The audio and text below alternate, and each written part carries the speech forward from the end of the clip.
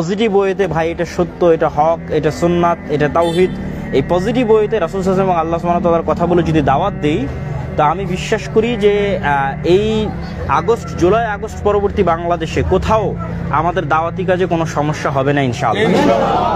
আর যদি সমস্যা হয় তো আজকে যেমন জীবনের রিস্ক নিয়ে আমি এখানে উপস্থিত হয়েছি, আমার এতটুকু ওয়াদা থাকলো জাতির কাছে, বাংলাদেশের যে জায়গায় সমস্যা হোক আপনারা যোগাযোগ করিয়েন।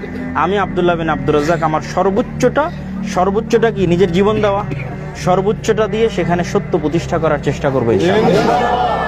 তবে আপনাদের দাওয়াতি কাজ বাধাগ্রস্ত হবে কখন? যখন আপনারা নিজেরাই সত্যবাদিতা, ন্যায়পরায়ণতা এগুলো থেকে সরে আসবেন। মিথ্যা ঢুকে যাবে, আমানতের খেয়ানত ঢুকে যাবে, গ্রুপিং হবে, বিভেদ হবে। এই জিনিসগুলো যখন ঢুকবে তখন দেখবেন যে আপনার দাওয়াতি কাজের বরকত হারিয়ে গেছে। বাহিরের কোনো ষড়যন্ত্র, কোনো জুলমের কারণে দাওয়াতি কাজ বন্ধ হবে এটা আমি বিশ্বাস করি না। তো এই উপদেশ এবং এই নসিহত থাকলো, এবং জাতির কাছে আজকে আমি এখানে দাঁড়িয়ে এই মর্মে ওয়াদাবদ্ধ হলাম, যেখানেই বাধাপ্রাপ্ত হোক আমি সেখানে আমার সর্বোচ্চটা দিয়ে সহযোগিতা করার, উপস্থিত হওয়ার চেষ্টা করবো ইনশাআল্লাহ। আল্লাহ আমাদের এই ঘোষণা এবং এই চেষ্টাকে কবুল করুক, আল্লাহুম্মা আমিন।